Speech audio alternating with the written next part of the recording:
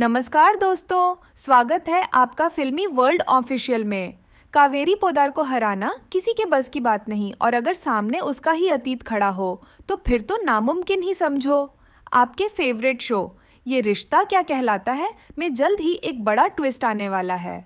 इस बार दादीसा ने एक नई चाल चली है। शिवानी से निपटने के लिए उन्होंने एक और प्लान तैयार कर लिया है।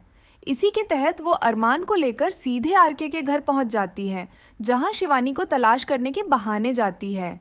लेकिन असल मकसद कुछ और ही है। अब जरा सोचिए, दादीसा अपनी एक्स बहू की फ्रेंड के घर अपनी पोती की शादी का कार्ड देने जा रही है, वो भी अरमान को साथ लेकर। क्या समीकरण है ये? अब कहानी में बड़ा मोड़ तब आता है जब अरमान को वहां शिवानी दिख जाती है। जैसे ही उसकी नज़र शिवानी और आरके पर पड़ती है, उसके मन में कई सवाल उठने लगते हैं। दूसरी ओर आरके भी यह नहीं चाहता कि शिवानी को उसका असली बेटा मिले। वहीं दादीसा को डर है कि अगर शिवानी पोद्दार हाउस आ गई तो माधव और अरमान दोनों उनसे दूर चले जाएंगे। यहाँ तक कि विद्या भी कावेरी पोद्दार को छोड़ सकती है। अब अपने अतीत और वर्तमान को बचाने के लिए दादीसा खुद मैदान में उतर चुकी है। वो शिवानी को ढूंढते हुए सीधा आरके के घर पहुंच जाती है। लेकिन कहानी में सबसे बड़ा धमाका तब होता है जब शिवानी की नज़र अरमान पर पड़ती है।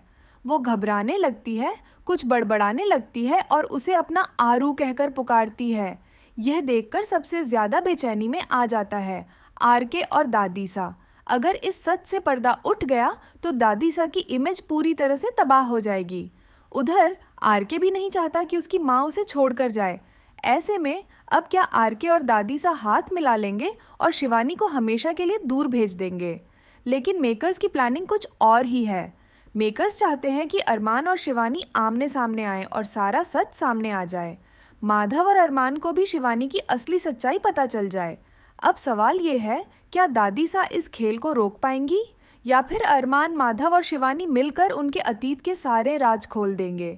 क्या विद्या को उसके की सज़ा मिलेगी? नीचे कमेंट में अपनी राय ज़रूर दें और ऐसे ही ज़बरदस्त ट्विस्ट के अपडेट्स के लिए चैनल को अभी सब्सक्राइब करें।